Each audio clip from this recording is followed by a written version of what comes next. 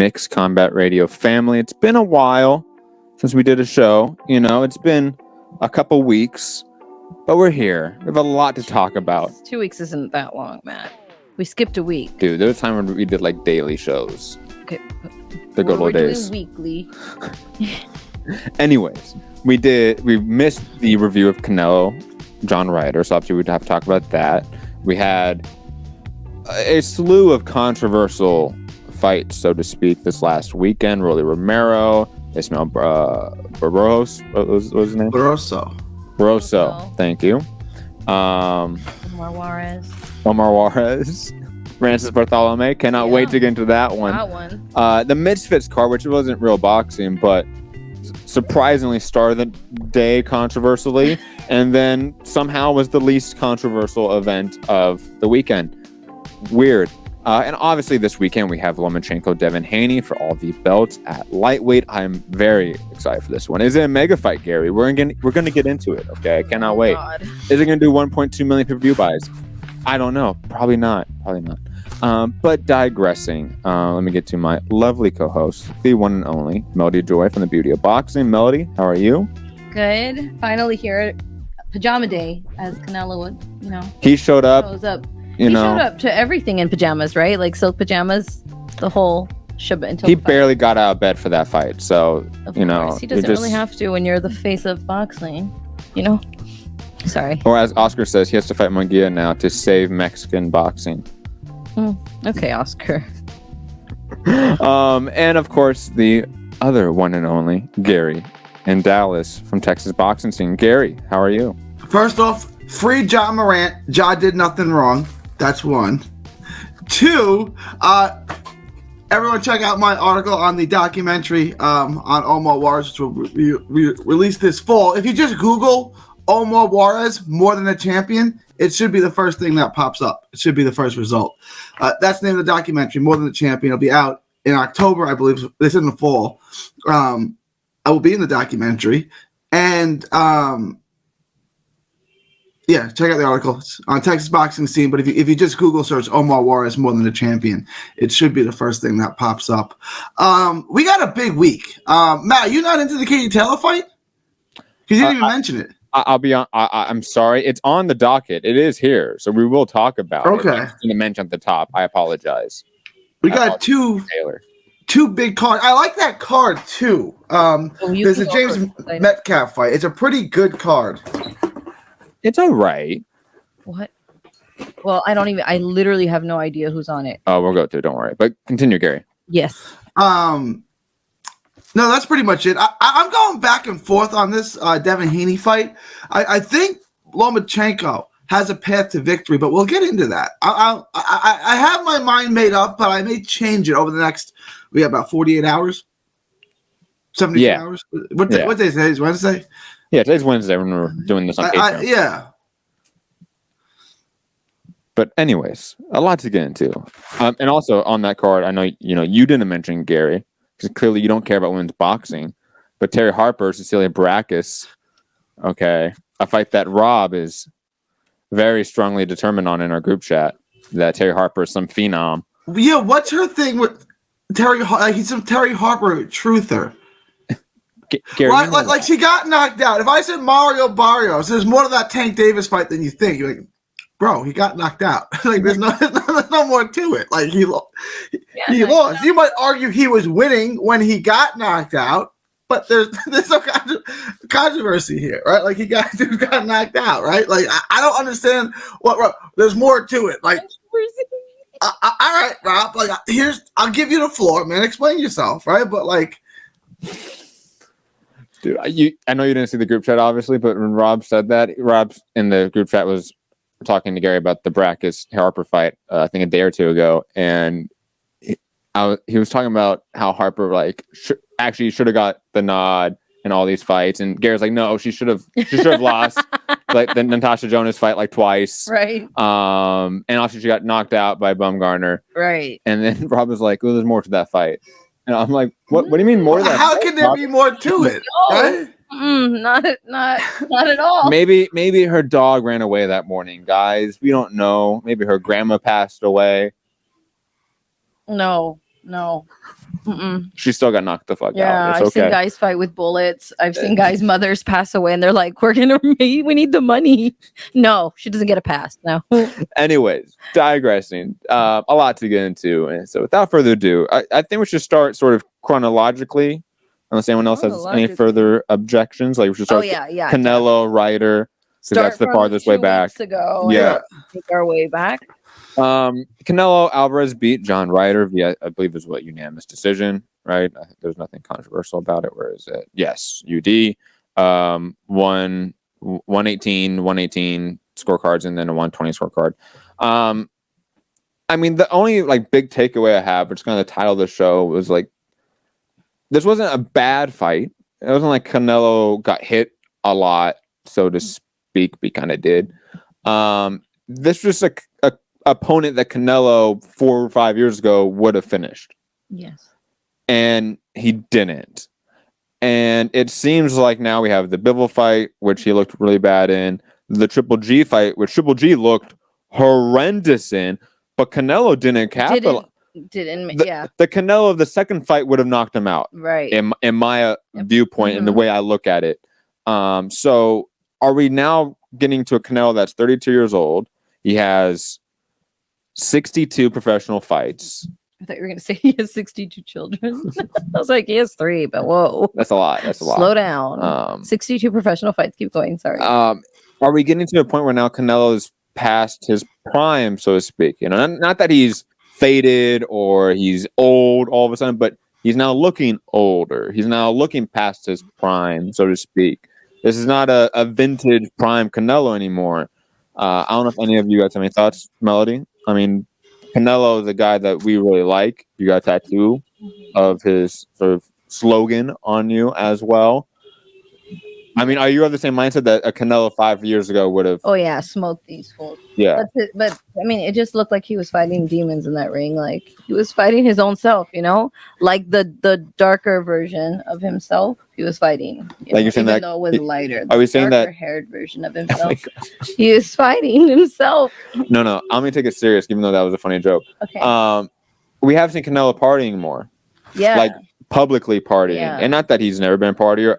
I've always heard rumors he's always been one, but we've seen a lot of videos in the last 3 years of him being very intoxicated. Yes. You know, partying with big time celebrities, soccer players and such.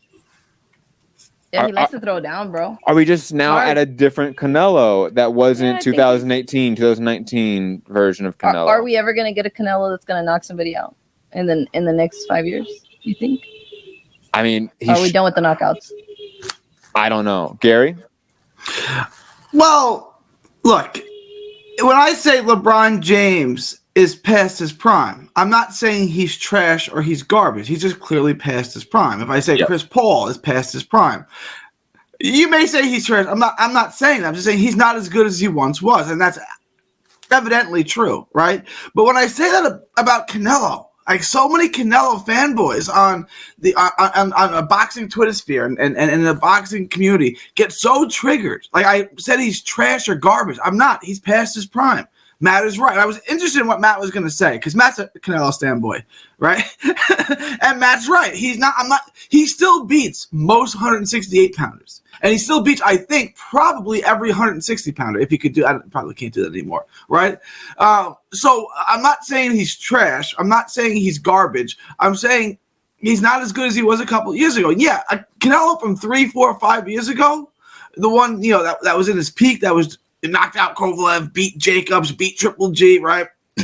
That guy would have stopped right in that 5th round.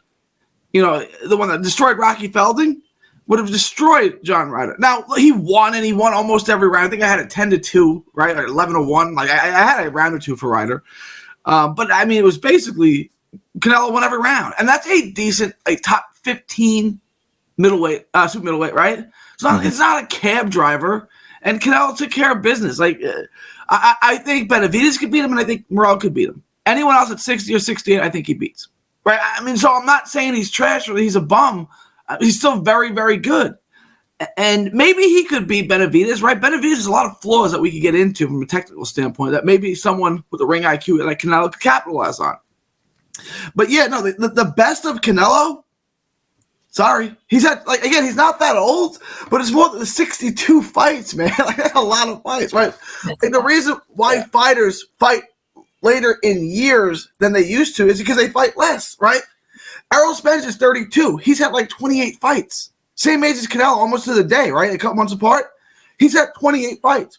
Canelo's had 62. You see the difference? You know what I'm saying? Like, so yes, Canelo is still very good, just like LeBron James is still very good, but he's not as good as he was a few years ago. And there's no crime in that. Yeah, and I mean, like there's also a couple of things I think about when it comes to Canelo. One, the whole age and wear and tear. You know, he's been fighting 12-round fights since, 18, 19 years old?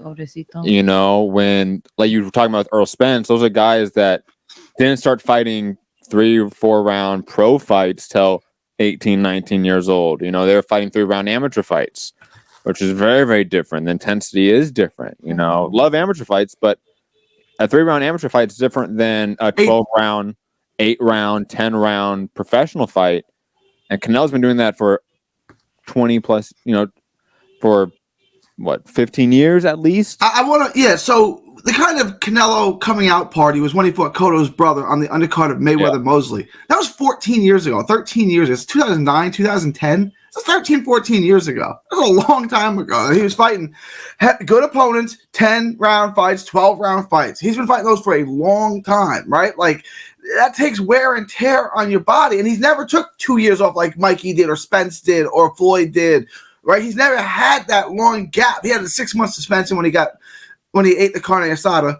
right? But there's never been an 18, 20-month playoff. Allegedly ate the Allegedly. Okay. He didn't fight once a year like Crawford does, right? He's constantly in the ring. He's constantly fighting. And like he's at 62, you said? 62 pro fights? So many. That's a lot. It is a lot. Like he's still very good. I'm not saying he can't beat Bivol. He might be able to beat Bivol. No. I'm not this Bivol. Like Bivol's very good. He's not unbeatable. No, don't do it. I was on a friend of the show, a good friend of mine as well, JP from Long Beach, who's now living in Las Vegas. He started his own boxing podcast, Heavy Hands Podcast, on YouTube. Shout out to it. Good name. Yeah. Yeah, great name. I jumped on the show maybe like a day or two before the Canelo fight, and I was adamant on that show that Canelo should fight Bivol next. And that he can win, not that he will win, but that he can beat Bivol. No, that was before that was before this fight. Oh, after this fight, I'm thinking how he did with. I'm thinking he should not fight Bivol. No, and he can't win that fight. No, we're not going to. I think Bivol is too big, too strong, too fast. His boxing IQ is too decent. He has enough pop. He has enough speed and athleticism. Like I think no. I'll be honest. I'm of the opinion now because I've always been a little bit of a David Benavidez fan, but I pick Benavidez. Against Canelo, me too. And I might even pick Jamal Charlo against this version of Canelo. No, what way? Now you OD'd. I'll just be honest. Like that's a little silly, Matt. That's my boy. He's on the wall. There was a time when I picked Charlo to beat Canelo. I said Charlo will be the guy to beat Canelo, right? Charlo hasn't fought in 2 years, and the best win he has on his resume at over 154 is Derevchenko. Like, he's not. Don't hate on Derevchenko, okay? Derevchenko's Derevchenko, man. Like Triple G. He did. So let's not disparage fucking Derevchenko here, guys. Okay. No, I'll just be honest. This version of Canelo, like, where was his head movement? Where was that defensive elusiveness we saw in the Triple G fights? We saw in the Jacobs fight. We saw in other fights. That was nowhere to be seen here. Canelo used to be a guy that could walk you down and then dodge every shot, get off the center line, and then beat you to the body and beat you with hooks.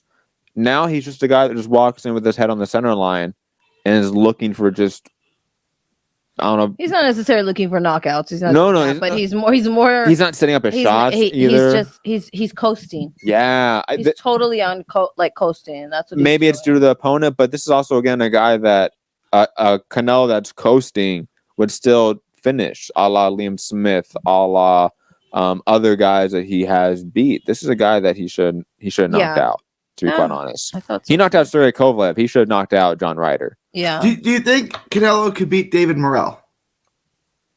Don't put me on the spot against a Cuban fighter like that, okay? I don't think anyone at 168 could beat David Morrell. I think David Morrell's the best 168 in the world. He just has to prove it. I think David Morrell is like. Did he just wake up and just fucking? David Morrell showed the fuck up. He's the dark horse of the division. I've been saying this for a while. He's the best 168 in the world. He passes every eye test, that's for sure. Yeah. He just needs that name, that sort of guy, and it's hard.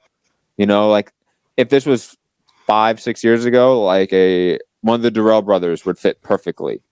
You know, for like that step up for him, but that doesn't. Porky Medina. Porky Medina? No, come on. Again, 6-7 years ago? Yeah. Sure, why not? Why not? But now the division's so bare. I don't mean to be disrespectful, but can Triple G be that name? I mean, I'm not trying to be. I know Triple G. People love Triple G. They hold him in high regard. I don't as much as other people. But can he be that name? I mean, could David Morrell beat Triple G? Yes, I picked David Morrell to beat Triple G. Yes. Would that be significant enough to like catapult him to fight a Canelo or other names? It would put him in the conversation with fans. Yes, fans, because people probably don't know him past his last fight, unlike real people. No, I still think like the hardest of hardcores know David Morrell. Like people that watch boxing every fucking weekend know David Morrell. Yes, that's like us three and like 10 other people. Yeah, if you call up your local sports radio show, whatever you guys got in LA, right, and you call up the guys that talk about, Rams football, Lakers basketball, Trojan football, you say, hey, what do you think about David Morrell? They're gonna look at you like, I don't know what is he on the Dodgers or the Angels? What are you talking about? Also on the card, Julio Cesar Martinez defeated Ronel Batista. I saw Martinez Remember he knocked him out? Yes. That was my most viewed TikTok. Got like 1,500 views. I remember Martinez getting a lot of hate after this fight. People even like Chris Mannix or people in the telecast even saying like, was Martinez even any good? I think that was like almost a direct quote from the telecast. What round did he? The 11th. Oh, exactly, the 11th round. Why are we going the 11th round with Bautista? Everyone knows Martinez cannot cut off the ring to save his life. Well, he has little legs. Everyone knows he is just a swarmer and a guy that's very rudimentary but very fun to watch with heavy hands. I don't know. I don't think anybody was expecting that TKO. To be that late, you mean? Yeah. No, you're right about that. But shout out to Martinez. He shouldn't get that much hate from guys like Chris Mannix or anyone else on that broadcast. I like him. Gary's boy, Steve Spark. He lost. He lost via split decision. Yeah. It wasn't terribly a split decision. Yeah, but it was. Come here, sweetheart. You want to be famous real quick? Look, here's my daughter. She just came. Oh, hello! Hi. What a beautiful baby. Oh, I love her. Now she's famous. One day. What else? That was on the card. Nathan, of course, our kid from Pico Oh, yes, Rivera. Nathan Rodriguez. He looked good. Rodriguez looked good. The son of Marvin Rodriguez with Marv Nation. Yes. He's supposed to be good, but you told me he's not that good, right? I know he's touted like he's got a good record, but he's like 19. He's young, right? I would say this. He's looking better. He's definitely like. Yes. He's improving. Mm-hmm. I think his dad's getting him because of his connections now, and he's getting trained by Eddie Reynoso.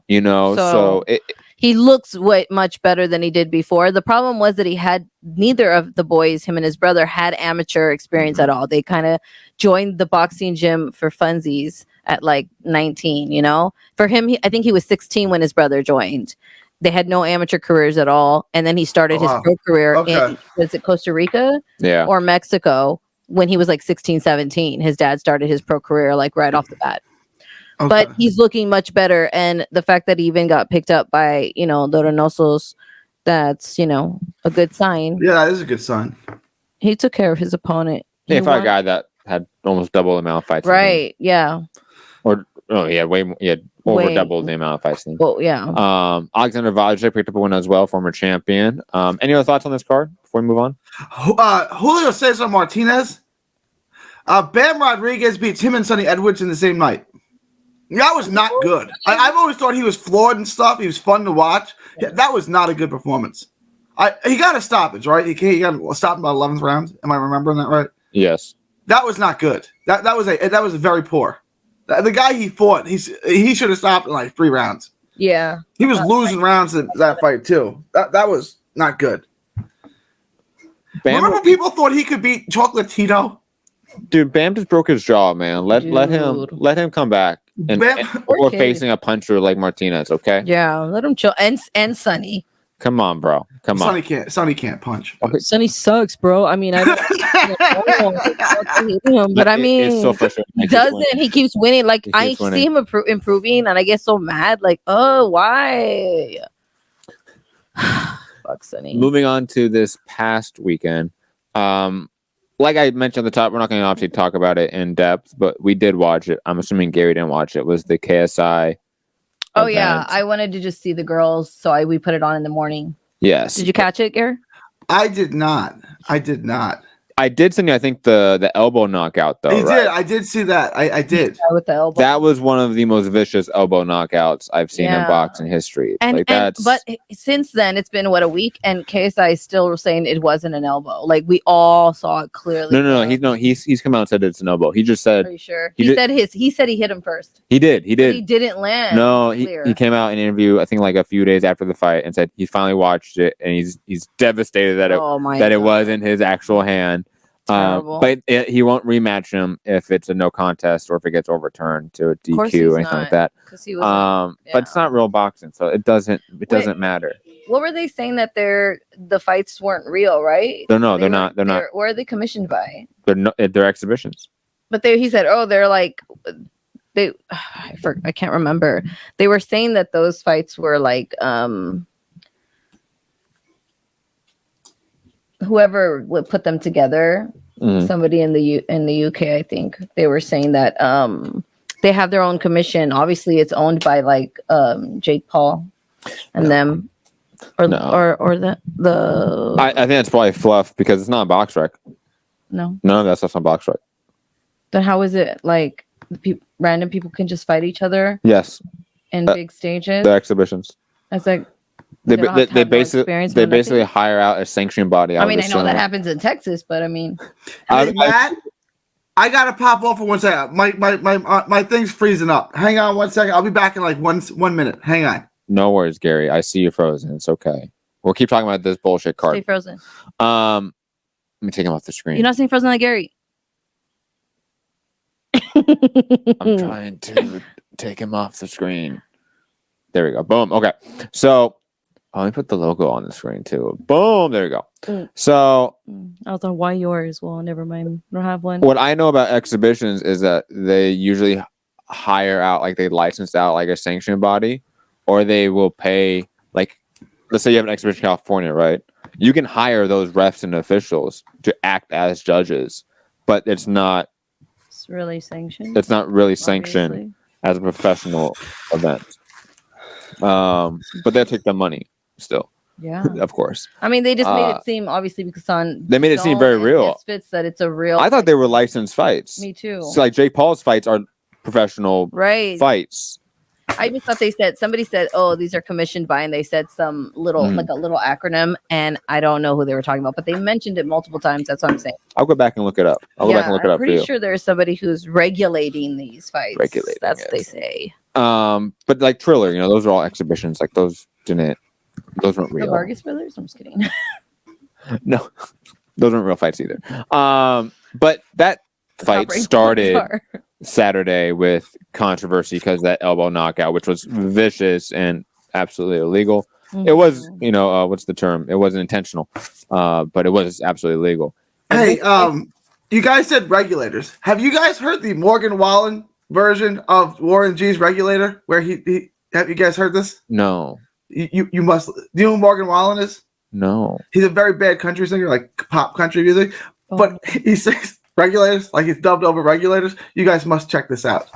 Go. Don't do it now. Oh, But as soon as you're done with the show, and it's like it's funny because it's bad, right?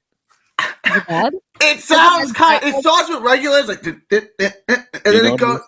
No, I mean I know this Regulator song because Yeah, of course, everyone knows that. If you don't, shout out to Warren G. You know? I was a big. But that was Dog RIP. okay. I forgot what I was gonna say. What were we talking about? Regulators. that G-Funk era. That was my thing. So this is now a Regulators Warren G Nate Dogg podcast.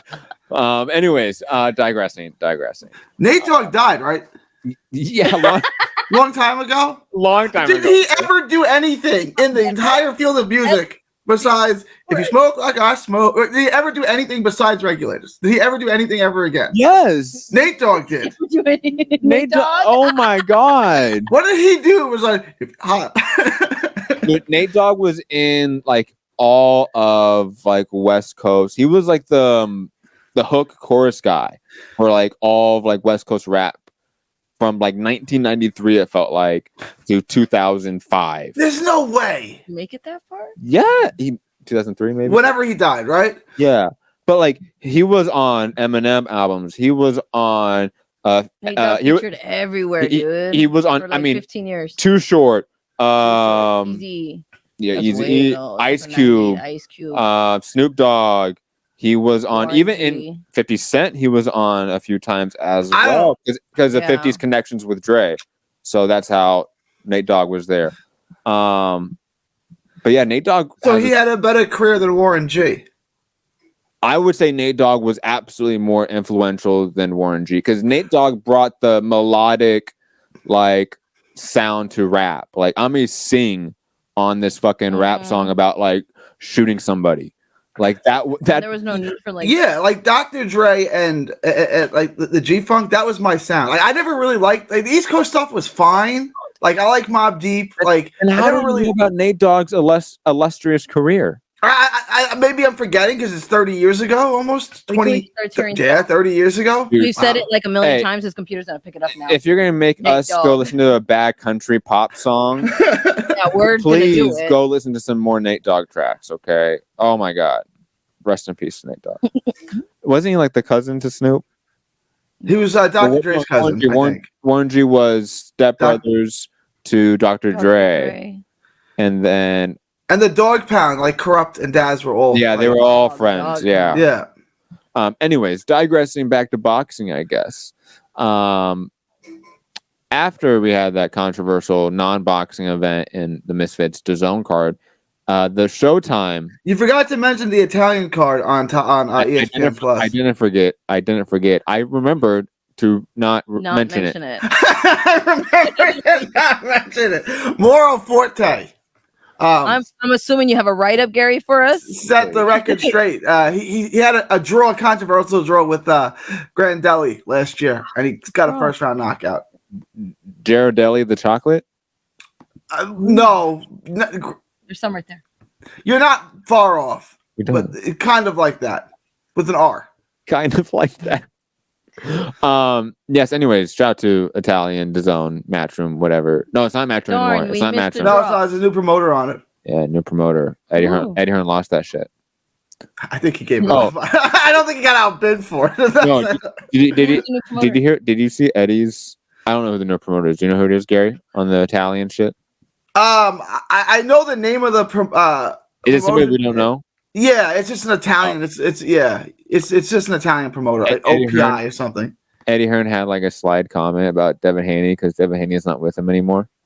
He was like, if Devin Haney moves up to 140, he has nothing. He only has value because of all of his belts at 135. And it's like, bro, dang, he was sucking his dick recently. Dang, pettiness. All of a sudden, no more. Eddie Hearn hopped off the train.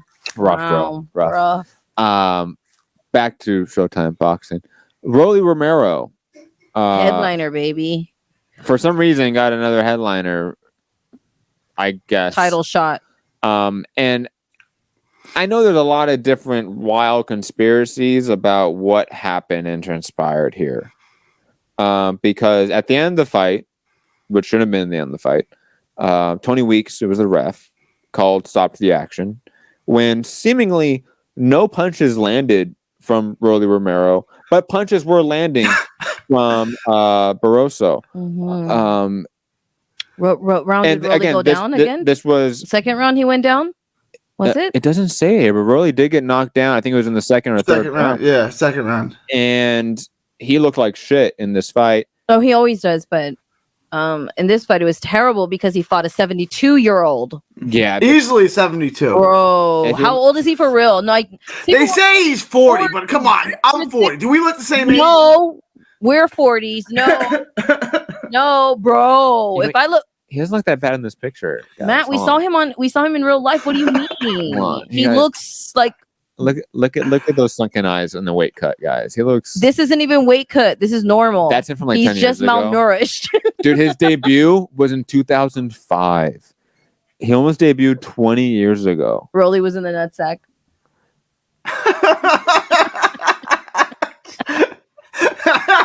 Rolly was barely being born, you know? That's so mean. I mean, it was sad. It was sad. Even they could have photoshopped him. They could have put this. Why didn't they put this on the flyer? They could have done like, what's that? Like the face swap thing.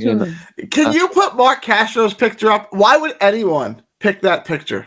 Dude, put Castro's picture up. He looks like an alien in that thing. And I like Castro. I've got to interview him. I've got to talk to him. He's a great dude. But why would you pick that picture, bro? Bro, I think that, you know what? I really think the commission just fucks with people because sending them pictures and then it'll be like, they're like, I know one of the girls, because obviously girls are more into it. Oh, shit. Elon Musk. I got to zoom it in for everyone. That's bad. That's bad. Hold on, folks. The girls are more interested and they're like, you know, can you fix my picture on BoxRec? And I sent them the new ones and they won't change them, or they'll put a picture that I don't know where they get, but that's terrible. The photo is bad because it's easy to change angle.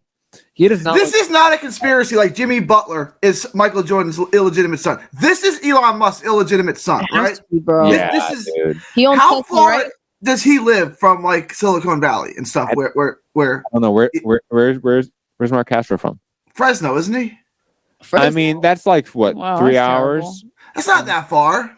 It's not that for far. a one night stand. That's not that far. Yeah, I can believe it. Fresno, that area, Tulare. It's rough. It's a one night stand area. You know what I mean? Tulare. Shout out to Tulare, man. That is Elon Musk's kid. Right? You've heard like Jimmy Butler is Michael Jordan's illegitimate kid, right? Like, I don't know, maybe. I've never heard that before. You've never heard that? No. Yeah. That's funny. Isn't it sad? I was thinking, since we're talking about children, because I saw George Foreman's kids all like pumping his movie, and then the same time he's getting like sexual harassment. Yes, what's going on? How are they doing that? Like, I just the movie's in theaters. I don't know if I support it. Do I support boxing and go, or do I not? He's a sexual. No, I don't know what to do here. Just like we don't watch the Conor McGregor documentary on Netflix, because why would you make a Conor McGregor documentary? First of all, it's called Conor McGregor Forever. No, McGregor Forever. Oh, McGregor Forever. That's some. Yes. He's such a fucking cunt. After how many rape accusations and such, and like ongoing court cases, it's wild stuff. These guys are animals. Speaking of animals, Tony Weeks. He also didn't show up to work. Can we get into Tony Weeks? Because I got a whole rant about Tony Weeks. Talk to me. Yeah, I mean, Gary, you want to go with it? Because I have my thoughts, but I'll let you rant about Tony Weeks. Tony Weeks, I'm going to quote the great Customato here. Either it's incompetence or corruption.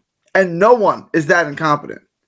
Look, Tony Weeks is the ref that let Diego Corrales come back and beat Castillo. He's been around a long time. He's a good referee. He's got a long track record of being a good referee. And he's not a referee who stops fights early. He let Corrales come back. I would have stopped it. When Corrales spit his mouthpiece out the second time, I would have stopped it. Right? He let Badu Jack fight with that ridiculous gash in his head. He was reffing that one.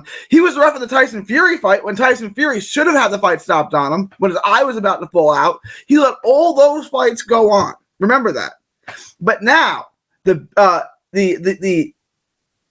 A-side fighter is knocked out in trouble, and he finally has a moment. And then out of nowhere stops the fight. Let me ask you people this. If it was the other way around and Barroso had Rolly in that much trouble, does anyone think the ref would have stopped that fight? No. No, then it's corruption. Right? Because if it's not equal, it's corruption. So, I mean, you can't. I saw it with my eyes. Just like I saw the Super Bowl when the Rams jumped off sides and then Aaron Donald lined up off sides. I saw all this, right? And you can't tell me what I saw. Like, there's no way you missed that. There's no way Tony Weeks, who's been one of the best refs in the sport for 20 years plus, just missed that. Like, just had a bad day. You can't. And then he wouldn't do an interview, right? Like, why? If you think you made the right call, go talk to Jim Gray and explain what you did. But he wouldn't do it. There's something. This is a C.J. Ross moment. Like, remember C.J. Ross scored Canelo Mayweather 114, and then we never saw her again. I'm betting we never see Tony Weeks again. This stinks, right? And Rolly Romero already got a bogey. He already got a gift. Remember when he fought Jackson Marinas? Mm-hmm. So he fought some poor kid from the Dominican Republic who now, because he didn't get that decision, is probably going to stay poor, but they don't care because Rolly's their guy. And then he gets this fight, right? He somehow, in his first fight at 140, he's going to fight Puello for a world title for no reason. Like, he didn't do anything to earn it except get knocked out by Tank Davis. And he moves up to 140 and gets a world title shot off bat, right? And then Puello pops dirty, fine. And then they said, okay, now you're going to fight for the title, and you're going to fight a 40-year-old who doesn't have a win of note in 3 years and was beating him. And then all of a sudden, out of the blue, they stop it. Like, I don't like to say corruption. I really don't like to say corruption, but someone needs to explain to me. And Tony Weeks had that opportunity to explain why he stopped that fight, and he didn't. And the commission didn't do anything. There's something that smells so bad about what happened in that ring. I mean, obviously, we don't have evidence. So I'll just say all things at this point in time are allegedly for just legal purposes, of course. Allegedly, I will say that the commission knows who the A-sides are. Definitely. They know who pays them. At the end of the night, yes. Like you said, Gary, it's hard to see how this was just a missed call, because there really wasn't a period before this where Barroso was in so much danger that you would need to stop the fight. Like you've said, we've seen so many more intense fights. Tony Weeks has reffed more intense fights. This wasn't on that barometer, and this was honestly one of those fights that was very embarrassing for the A side promotional favorite, right? Mm-hmm. Rolly Romero was, in a sense, served a silver platter here with the 40-year-old, guy that's past his prime, debut in 2005, hasn't had a big win in 3+ years. This should have been a belt. I mean, yeah, you're right. He was completely gifted a belt here, and he screwed the bed. He was on his way to losing this fight. On all the judges' scorecards, right, Barroso was up on all 3 judges' scorecards.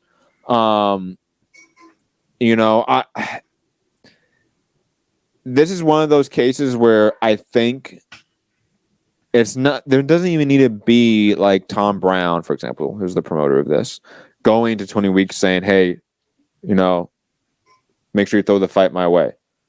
They just know. Right. It's implied. It's implicit corruption, so to speak.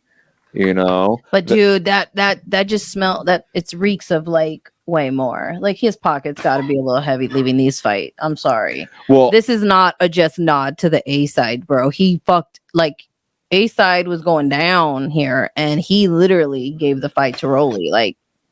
There's nothing else. Agreed. And I think, similar to how they're all one big club, to use the George Carlin line, right? They all go out to dinner before the fight. The commission, the promoter for these big events, they go out to dinner and have fun. The promoter pays for it, right? Them food, that's what happens. I said week fight. I said fight week. Fight week. It's okay. It's okay. Fight. Dyslexia happens.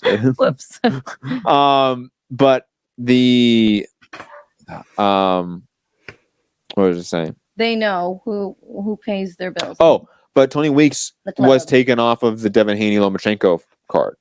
Oh. By the way. He was taken off that fight specifically. And it was given to somebody else. I forget which ref. So, to that note of, are his, pockets being greased a little bit? I wouldn't be surprised if he's getting a little care package from, a non-disclosed person. Well, because I know our commission in California runs on bare minimum. Like literally there's 2 people in the office. You get 1 person that you can talk to because they're so they don't have it seems like a much bigger operation on TV than it really is. Right. But even I'm saying in Nevada, I've dealt with Nevada before. Yes. We had the guys on the undercard, whatever. But they're a little bit bigger, but still the same, where the commission's always overloaded with these fights and they know who's paying what. Yeah.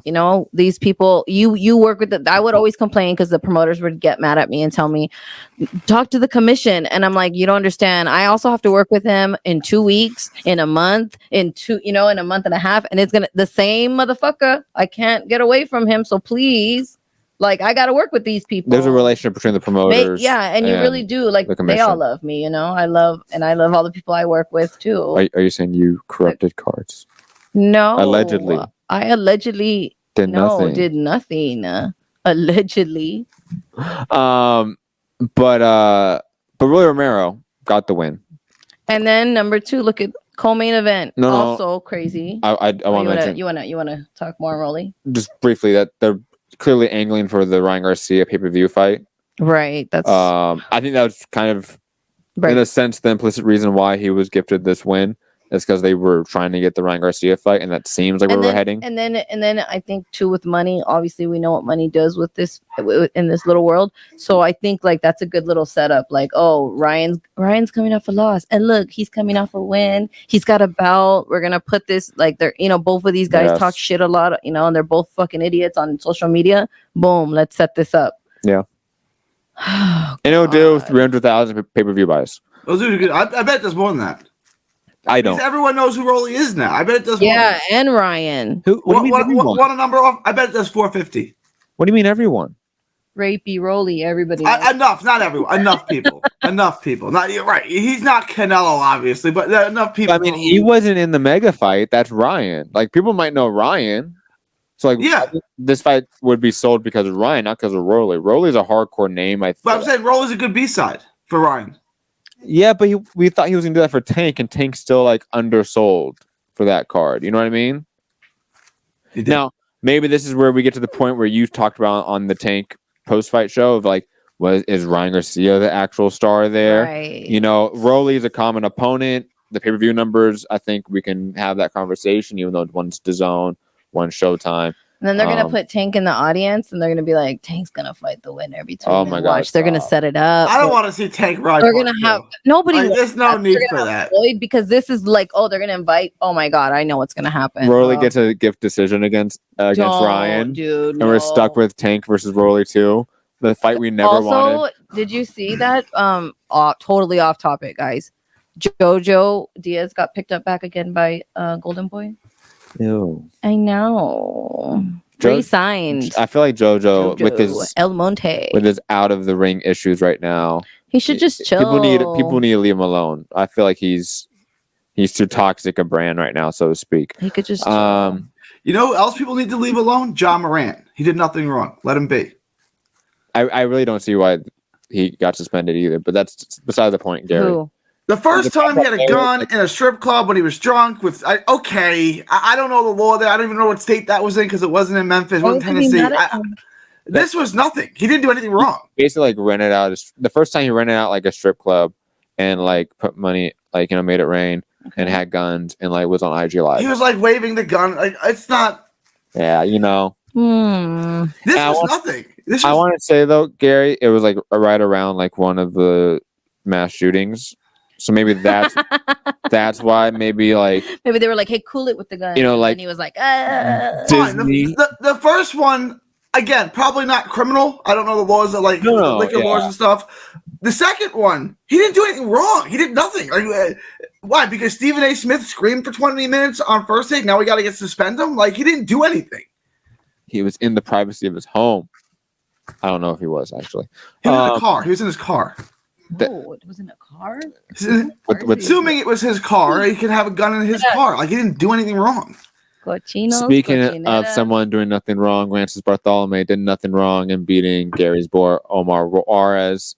In the other air quotes controversial fight of the weekend. Let's see them scorecard. What was it? I can't. 98, 92, and 97, 93. And then Max DeLuca with 95, 95. And he's the worst judge of them all, and he had it even, which is interesting. Because honestly, it was kind of a draw. And Patricia? Fine. I got no problem with a draw. I'll tell you how I scored it off air, right? But 98, 92, and 97, 93 is just ridiculous. No, yeah. I don't. 98, 92, meaning that Omar Juarez only won 2 rounds. 2 rounds. That's ridiculous because he won like the first like 4 rounds, it felt like. This was a fight though that like neither guy did that well in. Right. Like Rancis was doing a lot of slappy shots. I felt like maybe Juarez had a little jitters. Yeah, he was a little shaky. Yeah. It's a big moment. Not as smooth as he. I mean, yeah, that's what I'm thinking. It was a big moment. It was a big deal. He's a co-main event against decorated Cuban fighter, a former title contender. Oh, I'm trying to think of what to call Rolly. I was gonna. Oh, you're talking about the co-main event to Rolly. So he was a co-main event, and I didn't want to say Rolly. I was gonna say the only like really important fight of the weekend, because like the top ranked card, which I don't have up right now, that happened. I didn't really watch it. The top ranked card with Janabek. Janabek, yes. Janabek. I saw the knockout. But there was also somebody else. Jason Malone, Jason Maloney. Jason Malone, because Andrew. He looked good, man. He looked good. He fought the guy that beat Guillermo Rigondeaux. He looked good. Maloney's fought. Jason, because Anthony. The good-looking one, yeah. They look the same. They're twins. They're twins. But I don't think. But also Ruben Villa. Oh yeah. Ruben Villa fought, and there was another one also, another guy that's more local guy. But we didn't watch it. No. We skipped that one.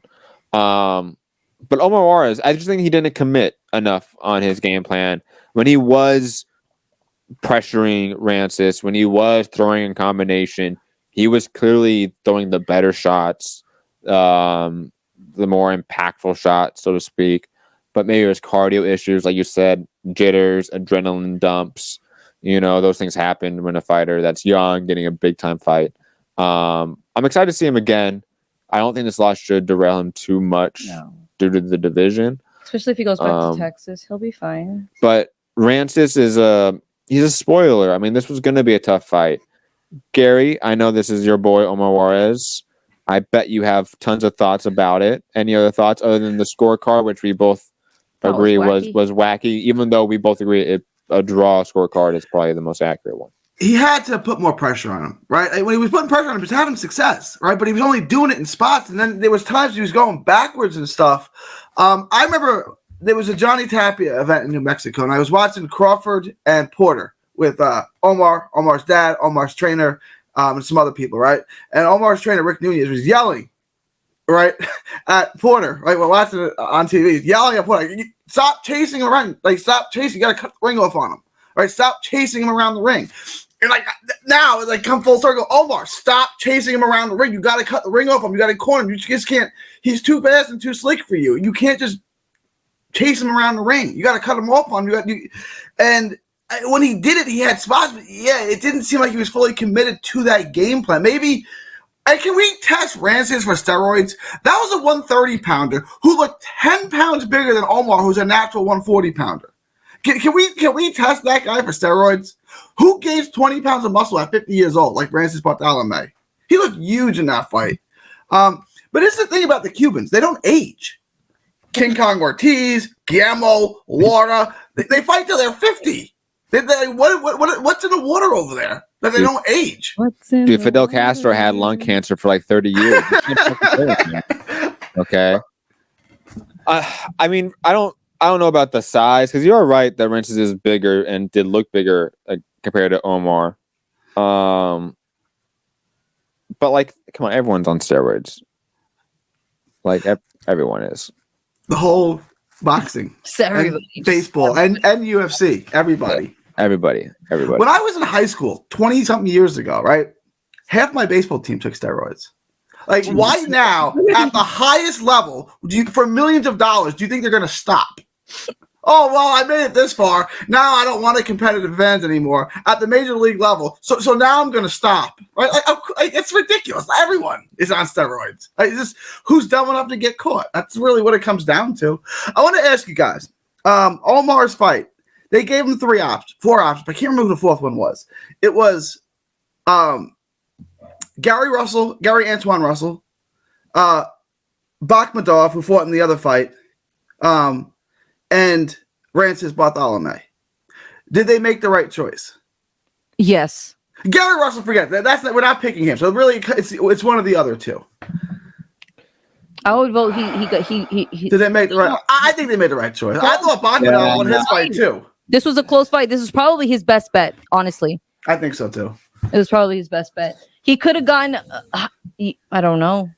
It's hard because like I have a different opinion of Omar Juarez's ceiling than Gary, so I don't want to burst the bubble. Say like none of those are winnable, and the fact that like the least winnable one, I mean the most winnable one in Francis Bartholomew still equaled enough of a spoiler to like upset Omar Juarez. Like that's a bad sign of like where a fighter's at, you know. But he's a baby. He's a baby, but like this is when like most fighters start thinking about like trainer shifts and stuff of that nature because his trainer's one of my best friends, so don't do that.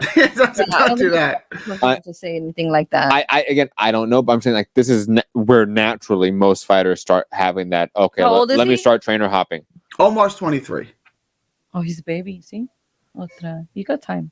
Yeah, he has time. You're right. A year to figure it out. 2. A year. He's 23. He got plenty of time. Only 1 year. Only 1 year. Give him a year to if he's not a champion in a year, I didn't say champion. I said figure out what he wants to do. He's got to figure out. Just retire. Why are you yelling at me, man? No, not you. Where's the tequila? I hope they do a rematch, right? Because you guys, I mean, the fight was really, it was close and competitive, but it really was like a high action, high entertaining fight, right? It was a bad fight.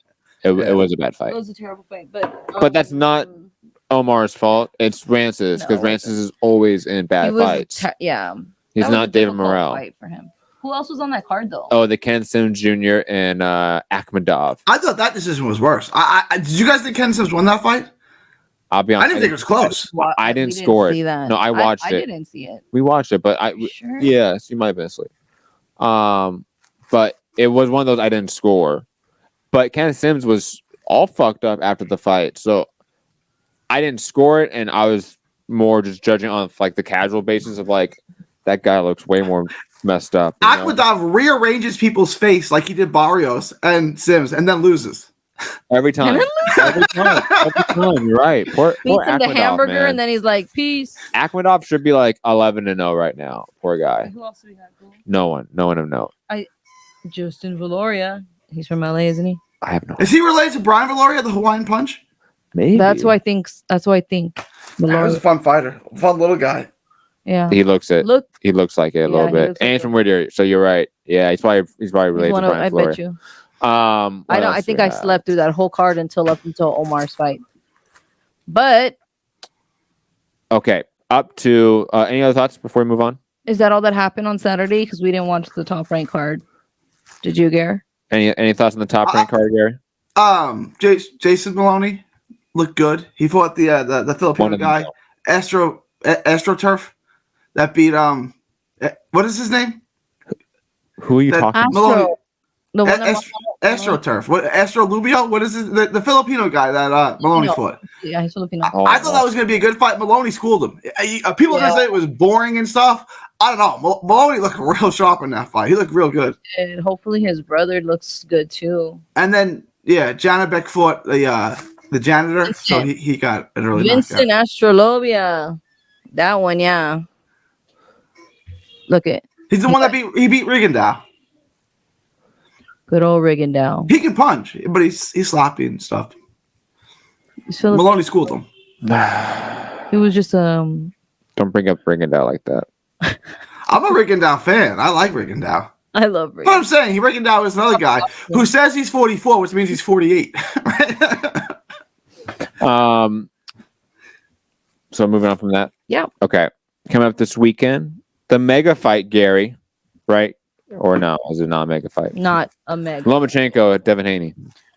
I'm really into this fight now. Initially, I was like, Haney's going to take him apart. I don't know about that, right? Like, it becomes, Tio had the power to stop him from getting inside. I don't know that Haney does. If Loma can get in and out on him, Loma's going to win. Like, I don't care how old he is. If Loma can get in and out on you, angle, combination, slide out, he's going to beat you.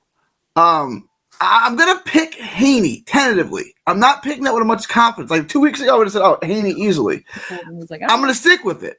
But there's definitely a clear path to victory. This is going to be a really, really interesting matchup, right? Like, I don't think Haney can just keep Loma on the outside. Loma is far too quick and mobile and swift on his feet. Like, he knows how to use his angles. He knows how to get on the inside. And if he does, he's going to win. Like, this is a really, really intriguing fight. Imagine he shows up to the 7th round, like your females fight.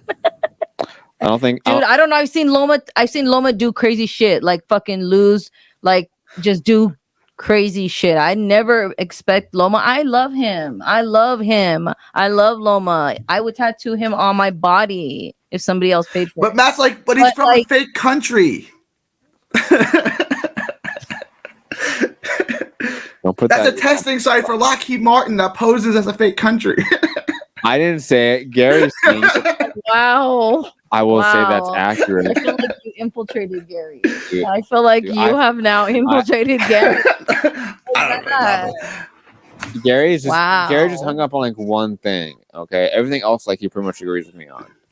Okay, two things. There's two things that we. There's more than one or two things that we. But I mean, when you're talking about like empire building, like me and Matt will always agree on that. Always. Shout out to Texas, make it a country. Digressing though, Texas makes the best people. They do. If it's from Texas, it's the best. Shout out to Texas and my cousin Jen. She's out there, homies, living it up. She's been liking my stuff on TikTok, so that's why I gotta give my cousin a little shout out from Texas. Sorry. Are you really gonna be honest here or dishonest and say that like Tex-Mex is better? I didn't say better. Bro, are you gonna be like my sister right now? Okay. I didn't say it was better. I said it's just good, okay? Texas makes the best people. That's all I said. Gary said Texas makes everything better. And Texas, if it's from Texas, it's the best. Okay. I mean, digressing, guys. Haney Lomachenko. I think this does 200,000 pay-per-view buys tops. It's 280. I'm at 280. I think it could do like 100,000. I think boxing's on a roll right now. So, I mean, I think we could do let's get 250. 250? No? We're not paying for this. No one's saying that. No one's paying for it, but I mean. It's just a lot. It's one after another. Now. It's every 2 weeks, basically. Like, yeah, I don't know. It's a really good card. I mean, not only we have Loma and Haney, we have Valdez and Blue Nose. No, come on. Bam, rematch. Nah. Nico Ali Walsh. Okay, guys. We're not talking about him. We got Nakatani. Dude, that's the fight of the weekend. Maloney's gonna get his ass beat. Like that is like the hardcore fight of the weekend. That's gonna be, it really dude. Junto is my man. He's gonna beat ass. And then we got Raymond Muratella's also coming back. So 1, 2, 3, 4. And I'm excited. Emilio Vargas is back, right? Emiliano. No. My bad. And I was like, Emilio. Floyd Diaz. I'm not sure. Oscar Valdez. That's what I said. Blue Nose. Yeah, Oscar Valdez is fighting Adam Lopez again, right? Yeah, it's the rematch. The first one was a good fight that was also inexplicably stopped for no reason. Right. And Lopez was winning that fight. We know why. Yeah. We know why. I agree 100% with what you're saying here, Melody. It's a deep card. I like it. You know, I like it. I mean, if you're top rank, like this is kind of like all you have, right? Like they're pushing what they got right other now. than Tyson Fury, like this is their best pay-per-view card that they can put together. Am I wrong here, Gary? No, it's good. It's good. What they have. It's not worth the money. Abdullah Mason is on the undercard, right? Abdullah Mason, yeah, 7. Yeah, he's good. The only thing they could do is also put Jahai Tucker on it, but I guess he just fought. But those are the prospects. Or besides Keyshawn, I really like Jared Anderson as well. Like if he was on the card, but he's got that Ohio card coming up. He's fighting in his home. Ohio. All the kids about Ohio. He cares about Ohio. Yeah, come on. That's where he's from. The government doesn't care about Ohio, clearly. So who cares? Clearly. I'm picking Haney like strong here. Strong Haney. I love Loma. Loma, if you watch this, I love you. Haney. I'm gonna stay strong for you. Although everybody doubts you, Loma, Are you picking? Is that official, Melody? No, she's not picking Loma. No, I'm not. Oh. I just want to know. I just want him to know that she loves thoughts and you. prayers to the country of Ukraine. The chances for Loma are about as similar as the chances of Ukraine. So even moving this war along. So no, they're winning the war, Matt. Joe Biden told me. Joe Biden told me. We did it, Joe. And I'm really excited for that Junto Nakatani fight. That's a good fight. Yeah, that's a good fight, guys. Another fight I'm really excited for. It's not the main event. The Kay Taylor Chantel Cameron card. I totally forgot about that. It's the Terry Harper Cecilia Brækhus fight. That's why I saw Tom Loeffner over there. I wonder. Even though Terry Harper is not as good as I don't think Terry Harper is as good as, let's say, Rob, our former co-host, thinks. Shout out to the UK. But I think Terry Harper is very talented. Like, Terry Harper is like a top 5 person in any division she's in. Let's be quite honest. I kind of feel like we need Rob here sometimes to like rebuttal these things you guys say about all the him. hate on the UK. Like, it's just so. And we much. love the UK. We just hate. I love the UK. We love to shit talk Rob. Just like I love to shit talk Gary and how Omar Juarez lost that fight. You know, like, shit happens, bro. It happens. If he would have lost like another way, it would have been bad. But he didn't. You can't even like shit on him that much. Like, I wonder if they're gonna change the documentary, like the end of it. You know, like for like an epilogue scene. He still can be a champ. What do you mean? He's more than a champion.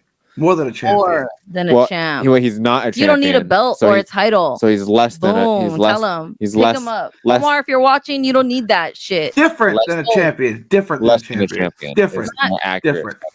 Different. Just almost. Almost a champion. Almost doesn't count. Sorry. He won the WBC Intercontinental belt against. I totally forgot to put this on the screen. I wanted to. Champion. There we go. Boom. Gary's article here. Go check it out. Go check that out. Someone please remind me to put in the description when I upload this tomorrow. Yes. If I don't, it's on TexasBoxingScene.com. Check it out right there. Or you can just Google search Omar Juarez more than champion. It should be the first thing that pops up. Yes. A lot of words to type, but you know, it's difficult more for some than of us. Champion. It's like 5 words. It's like 5 words. Digressing. What else do we have on that card? Oh, the Terry Harper Brækhus fight. Hurry. Good change in the guard. Oh, we're not going to make it to. Oh, we're over an hour. Okay. Yeah, we're over an hour. It's fine. I'm a stickler. Looking at you, I'm trying to buzz through things here. I knew we weren't going to make it. I didn't even add tequila to my drink. I'm just. Oh, we go add tequila. Trying to get through it, you know. Just kidding. We have news to get through too. This might be an hour and a half long show, ladies and gentlemen. Might be. I'm Gary. I'm sorry, Gary. You probably didn't even know what was going on right there. I was trying to push it because I thought we were doing like an hour show. Like, we're remember? Trying to push it so we can live. So I'm all trying to like talk real fast because we're over already. No, we're not. But we're not. It's fine. I'm not going to cut out like the stupid conversations anymore. Like, pointless. It's pointless. We had too many great. If you want to watch, you better watch. It was seamless podcasting here. We're professionals. Professionals talking about boxing here. Cecilia Brækhus, though, probably not a professional boxer for much longer. No, I thought she retired, but here we are. No, we saw her fight recently. Remember? I know. I thought I thought she retired before that. When remember in the UK, I thought she retired back then, and then she came back. I was like, okay, and we went and supported her in Commerce. If Terry Harper is the goods, like Rob says, Terry Harper's scary though because she has like this really buff body. She got like, some muscle mass now. Swole. After that Bumgarner loss, she did. She got swole. Kind of like I got any gains. If she knocks out Brækhus, though, that will be a sign, like a point to Rob as like, boom, you were Harper maybe is the goods, and she had off nights with Bumgarner due to her dog running away, or her grandma passing away, or getting punched in the face to being unconscious, something like that. Also, like I said, the main event, Katie Taylor, Chantel Cameron, a fight that I'll be honest, I'm not big on Katie Taylor anymore because I feel like she's lost every one of her mega fights. So it's going to be the same thing. I'm going to pick Katie Taylor by travesty, just like she wins all of her fights. Yeah, I got Katie Taylor by travesty. She never evolved her game, I feel like, in her entire professional career. She's now had 22 professional fights. Like, I remember when she was like a phenom at like 6-0, right? And she wasn't getting any better. And people were like, it's okay. She's just, new. And it's now 22-0. And we're like, she's going to grow out of that amateur style. She's going to grow. And then she never grew. And then every fight what did I say last time? 12 rounds. Every fight, it's 10 rounds, and we're just waiting for Katie Taylor to show up. And for those, you want to hear a funny story about Katie Taylor? John O'Carroll told me he started boxing because his sister used to beat him up. That's how he started boxing.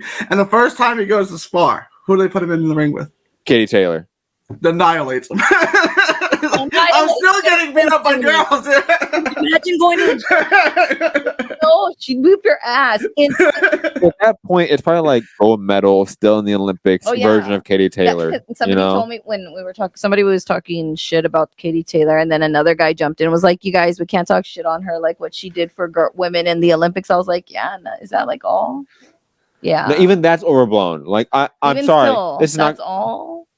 You know, I'm not going to be like, this is like the Katie Taylor hate show, but that's an entire marketing scheme. The idea of like, she's the one that brought like women's boxing to the forefront. She had one small part in an entire collective of women, in an entire generation of women's boxing that propelled the sport further to where it's at right now.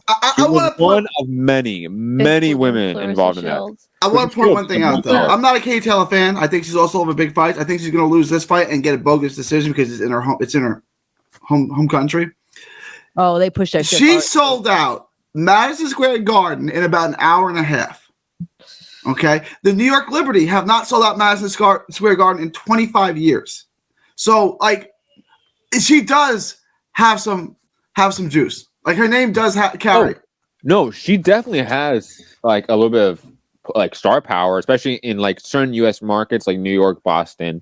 Oh yeah, like heavy Irish. Right. She's gonna definitely have a drawing power. Yes. This fight's in Dublin. I am excited to see that because this is her homecoming. They got Patty Donovan on the card. They got Jay McFarland. Those guys are all Irish, right? Yes. And not good. But the Dennis Hogan, James Metcalf fight. Good. They're from the UK, but no, they're from Ireland. Oh, Ireland. Sorry, don't. I still don't understand the difference.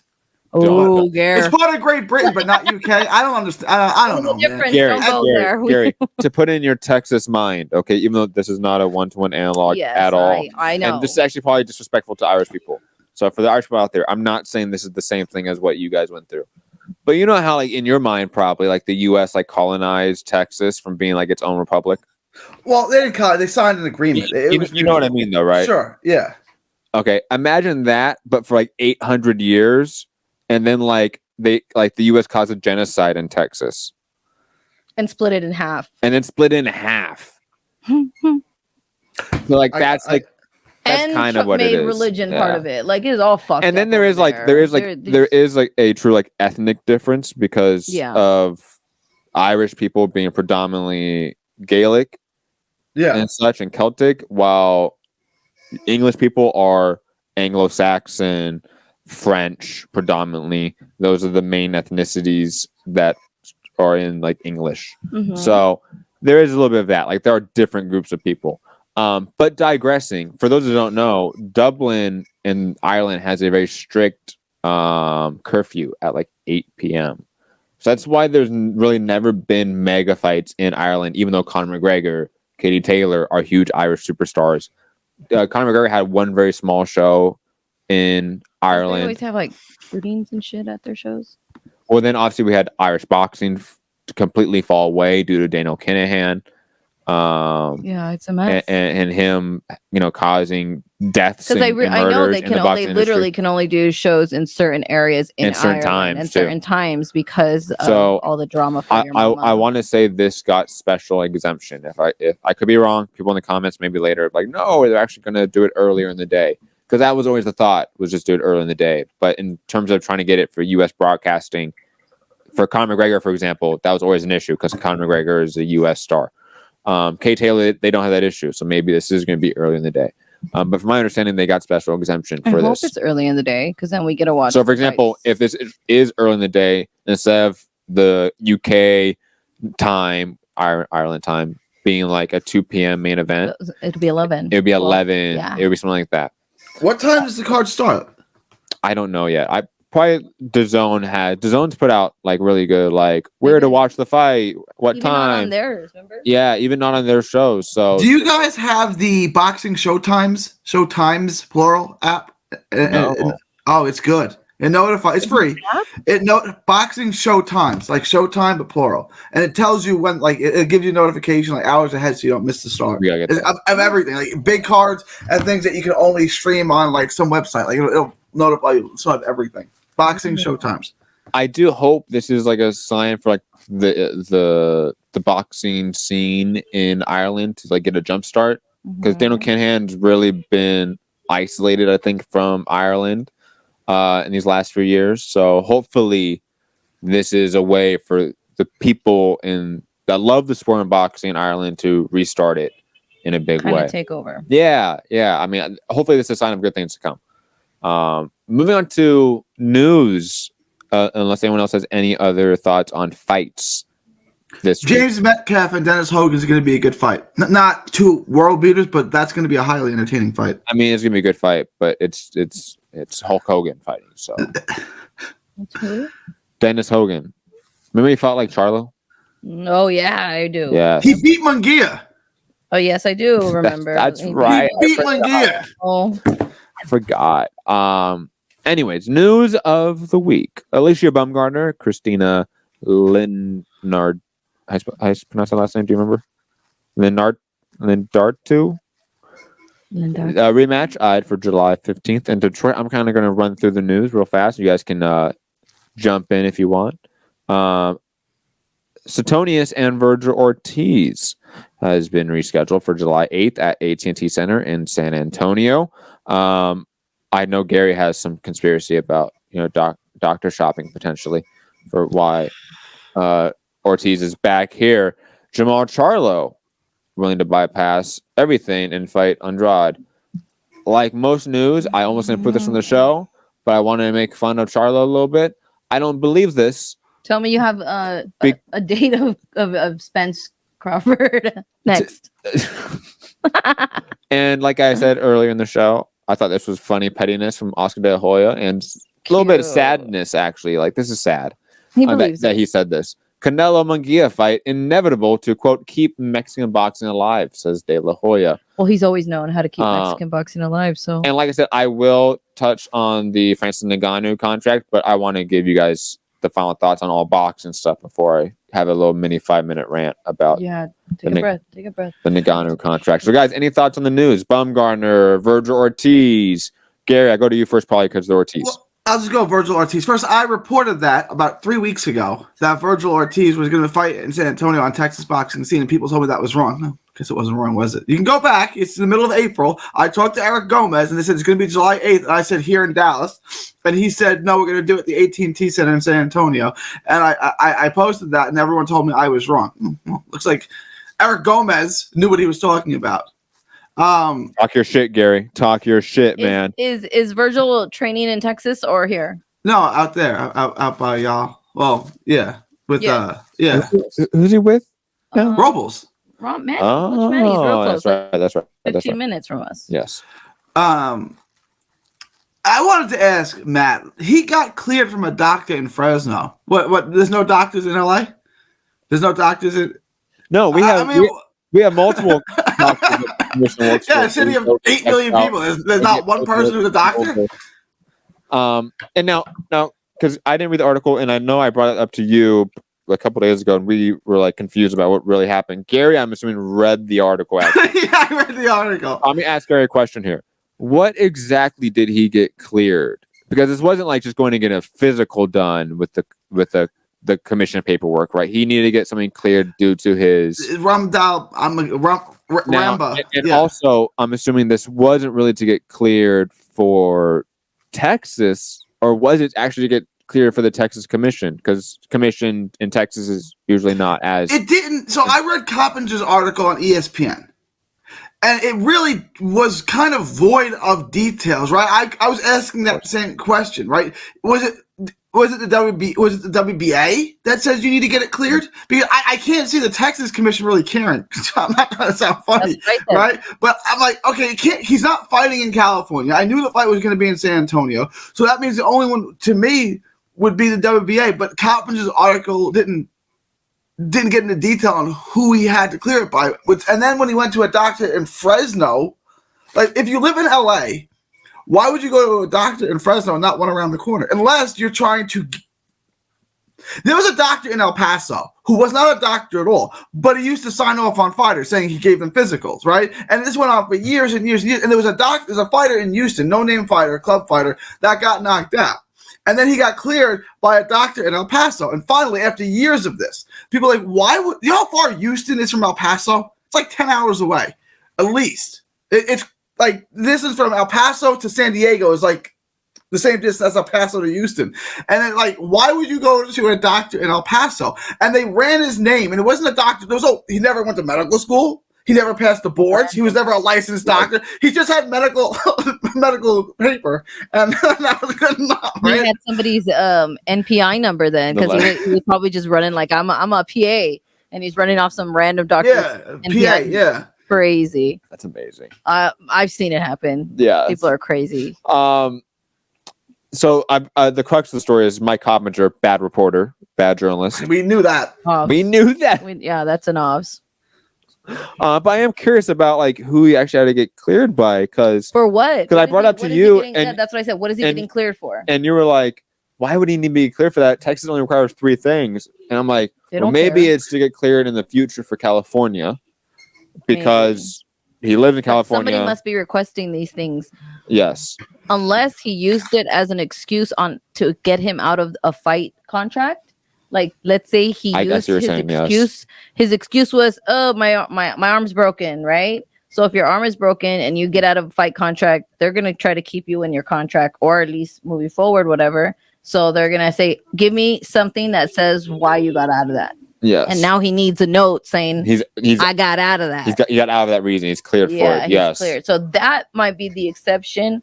But this is a disease that doesn't go away. I mean, it's not, you know what I mean? Yeah.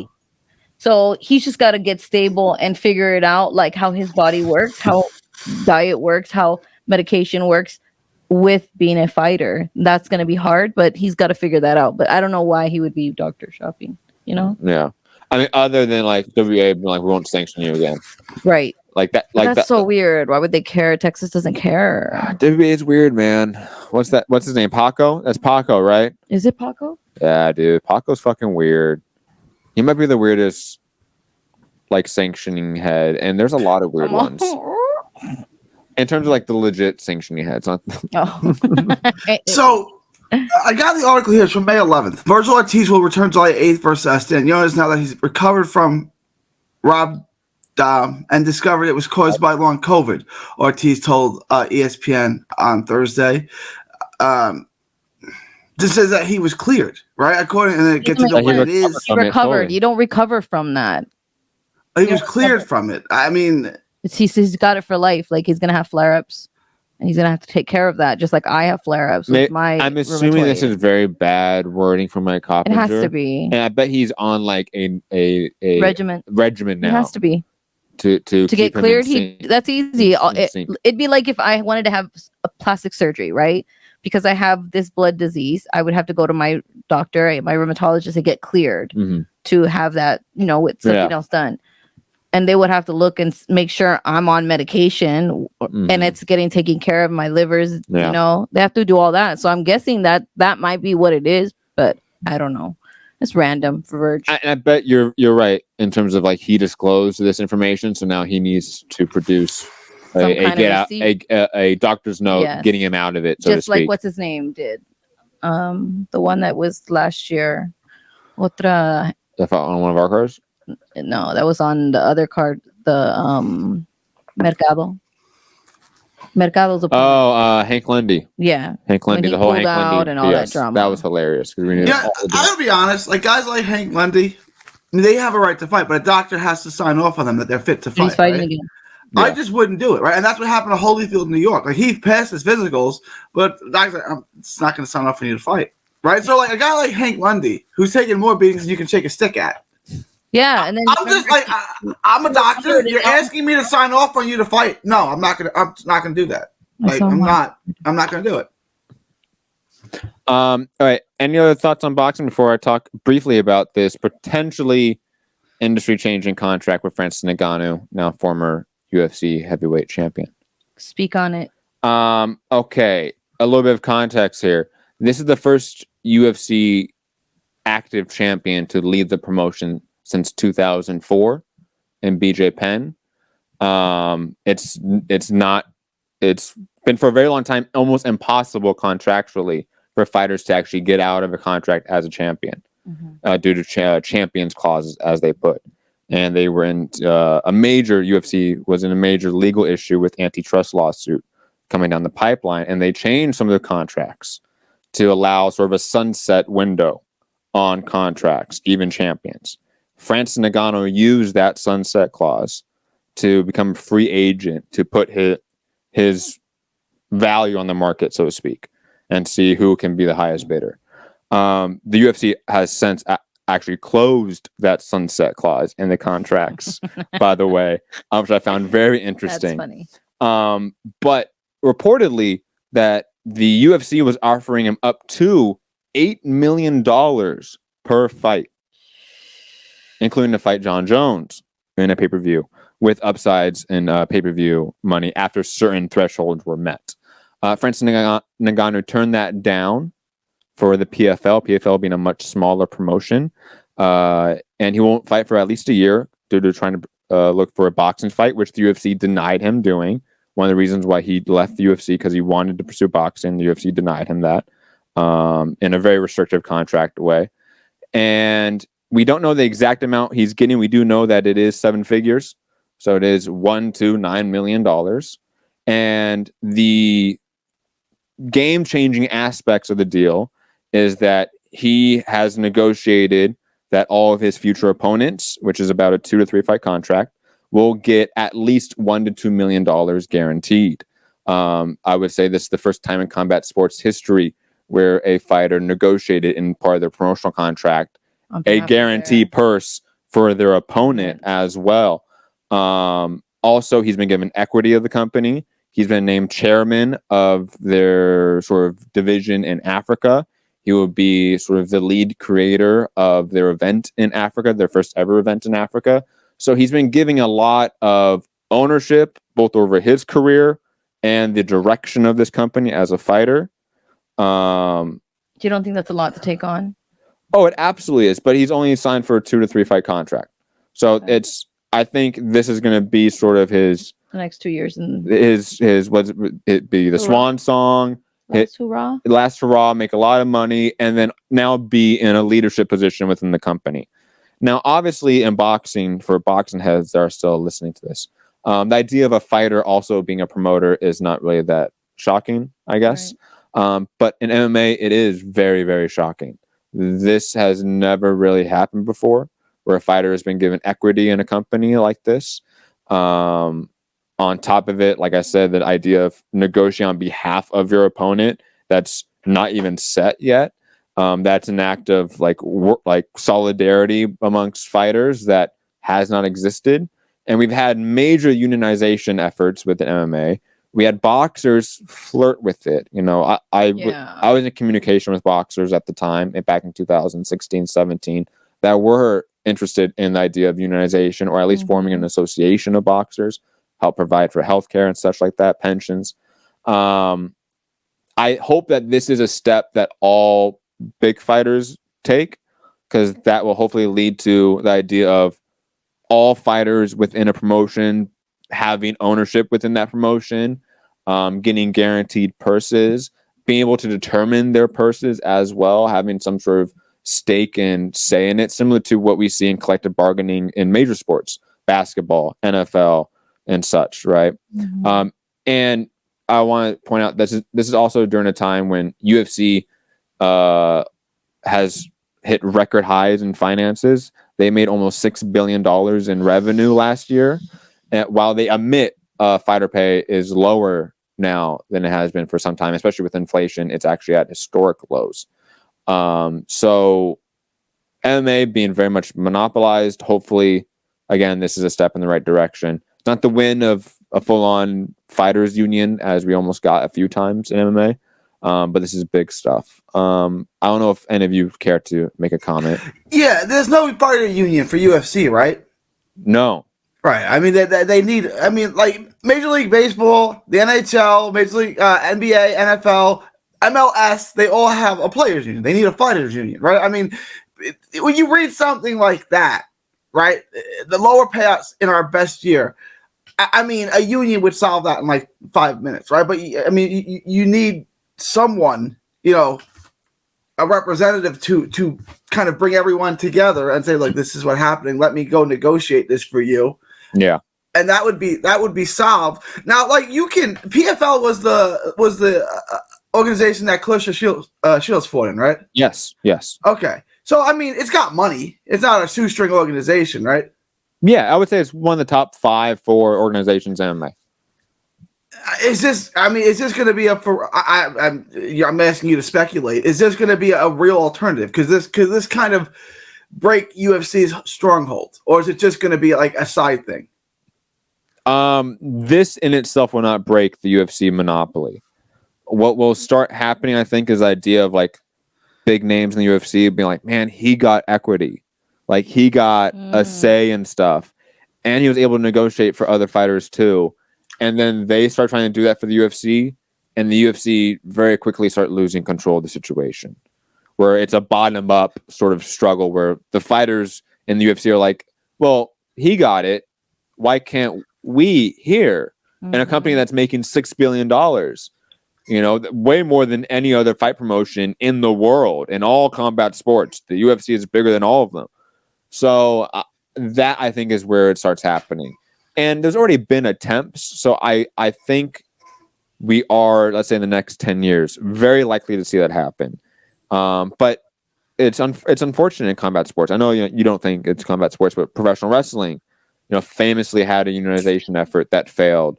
Jesse Ventura, former governor of Minnesota, yeah. He tried to lead a union amongst the wrestlers, and Hulk Hogan ratted him out to Vince McMahon. And then Jesse Ventura was fired. He sued the WWE, and through that lawsuit, he was able to find all this stuff out through discovery and deposition, and he was able to get all of the royalties from the DVD sales, the VHS sales, all that stuff. So it was a big deal in wrestling, and it changed a lot of things there, but still no union there. I think the refs have a union now.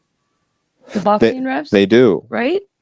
And Cutman and stuff. Yes, because they I know obviously Cutman you have to get certified and stuff through the commission, but they have gotten right in the past couple of years. It hasn't taken off drastically. I know, but it does exist. Yes, it does exist, and they're trying to put it together. I mean, I always wanted for the fighters when I worked for boxing promotions. Always wanted this for fighters to get benefits because I realize what they need and what they go through and how much money it takes in this business. So I always wanted that for them, but not knowing that it wasn't there. Like I don't know how to start a union. Like, I mean, if I did, I'd probably start, but I don't. And then I heard that they had the union for the refs and stuff. I think I heard Ray Corona talking about it. Yes. There's also a boxing pension in California as well. It's not in other states, but it is in California. I think if you fought like 10 times in California, you're automatically enrolled in a pension fund. But there's going to be a lot of steps for whenever this happens. For those that want to know more info about it, the very first interview I ever did on this channel was with a guy named Lucas Middlebrook, who was one of the leaders of the unionization effort within the UFC that failed. See, because if we pay taxes since I did all the paperwork, we pay taxes off of what we pay them, then shouldn't they be able to get like at least Social Security when they retire? Oh yeah. Right? Because they'll have it on record because we pay taxes. Yes. We everything we pay taxes. Yes. So just that's all. At least they have that, because I know it's when you work for not under the table, but it's not like where you can do your taxes correctly. Public employees probably also have an easier time getting unionized as well, I will say. That's not like a blatant fact, but if you notice, like police unions, teachers unions, sanitation workers unions, like a lot of public workers are unionized. Yeah. It's going to be easier, right? For refs and officials to be unionized. But it's hard for fighters because they're not employees. You have to remember that. For those that don't understand that, if you're not an employee, you can't be in a union. But there's like a Screen Actors Guild, and they're not. That's a private union, right? SAG. Yes. They're not employees either, right? So it would have to work. I don't know how SAG works exactly, but it would have to work in a similar format to that. There are exceptions to the rule, but for those that like are trying to become unionized in their workplace, if you're not an employee, the National Labor Relations Board will say you have to get employee status first. So it's a little bit of that. You're right. Like there are exceptions. When I was a stockbroker, right, I was 1099. I was a private contractor, right? Mm-hmm. I just I technically didn't work for the brokerage firm. I was a contractor there, right? Yeah. Yeah. Same thing. Yeah, and technically, if you're a 1099, like you're not supposed to get uniforms, you're not supposed to be told where to go. You're allowed to work in other places as a 1099 worker. Right. For example, the UFC, they get dress code. They're told where to go. Right. They're not allowed to fight anywhere else. Yeah. So that's why for a long time the argument's been it's very easy to be determined as an employee. Right. But when they got all the way to the National Labor Relations Board, at the time it was under Trump, and Trump best friends was Dana White. Dana White gave actually a speech at Trump's rally. Yeah. Is that why Fox News loves that guy? Yeah. Because he's all right. I was like, because the guy seems like a piece of work to me. Like, he got caught beating his wife. Yeah, I don't seem like a good dude, and he's always on Fox News and stuff. Like, what? That makes more sense. Anyways, shout out to Francis Ngannou. I think all fighters should try to get equity in whatever promotion they're working under. Yes, 100%. I will say this though: the big issue with this new deal is that he will get all net. You'll get split all net revenue. Ticket sales, all that stuff. UFC fighters don't get that. They don't get ticket sales. Yeah, that's a lot. Boxers do, like the big boxers. Yeah. But net revenue, go for gross revenue. Yeah. Put all the costs of a loss on the owner's side. You're the worker. That loss shouldn't be on you. You should collect a share of the gross revenue. Mm-hmm. And that would be, I think, the next big step for a fighter contract. The idea of gross revenue instead of net revenue. But anyways, guys, any other thoughts on fighter contracts? Canelo, Rolly Romero, the greats, Terry Harper, Devin Haney. Any other thoughts before we head out of here? Melody? I hope Devin Haney doesn't look like a skeleton on Saturday. He looks fine. He looks fine right now. What's today? We got 2 more days. Yeah, it's 2 more days. He got 2 more days. He already looks bad. But it's all right. He's going to beat Loma. It'll be fun. Good times. Good time. Where can people find you? I mean, the beauty of boxing, of course. Everybody knows that. Come on, man. TheBeautyofBoxing.com. Google me, bitch. Oh, man, come on. I'm just kidding. No, just kidding, guys. Just kidding. Don't Google me. Don't. Please don't. Especially my last name. So TheBeautyofBoxing.com. Instagram, of course, Beauty of Boxing. Twitter, Beauty in Boxing. Just the letter N. And TikTok, because it's my 4th one. I need 50 more, guys. 50 more followers. And I'll get 1K, and then I can go live on TikTok. My 4th TikTok. And it's Beauty of Boxeo, because I've been kicked out so many times. What did you get kicked out? Gary, come on. We know. We know. A lot of questions you shouldn't ask. I'm not gonna ask nothing. I don't. It's fine. Don't. It's fine. They may have had their reasons. They may or may not allegedly. Allegedly. Whatevs. Y'all can find me. Gary. Bear. Final thoughts. Let people know where to find you. Find me all forms social media at 3D Boxing, 3D Boxing blog. Also, Texas Boxing Scene. Read my article on Omar Juarez, who has a documentary coming out that will be released later this fall. Yeah, that's it. From Texas to the world, thank you, and God bless. And make Texas a country. Make Texas a country again. We're well on our way to doing that. That'll be done in short order. Mm-hmm. 2 more years, I say. 2 more years. Everyone, hit the like button, share the show, subscribe, all that fun stuff. If you want to catch us live, patreon.com/Trending Now Network.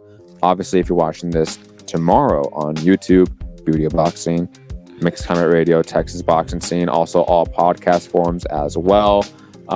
Trending Now Network, Beauty of Boxing, and Texas Boxing Scene, all that fun stuff. You guys know what to do. Links down below. You know, if you want to donate to the show. If you want to send a donation to Gary too, you know, send it to me and put a note for Gary, and I'll send it to Gary, or whatever. I'll donate it back to the show. But we keep doing that, but like Cash App takes out like 50 cents each time. So we just lose it. It's a loser proposition. Anyways, you can find me, Matt Hunter, MCR, on all social media platforms. Like, bunch of the show, all that fun stuff. Peace.